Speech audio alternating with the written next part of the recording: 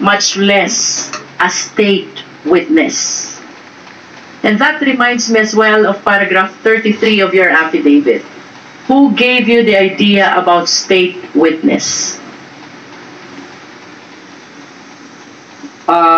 Bali, ano po, ito po ay sinubukan po namin sapagkat kami po ang Please respond to the question, Mr. Diskaya.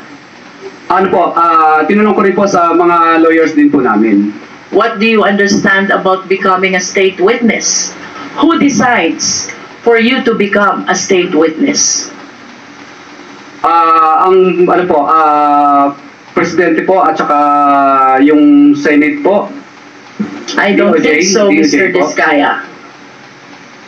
Becoming a state witness is a decision that comes from the court and not from you.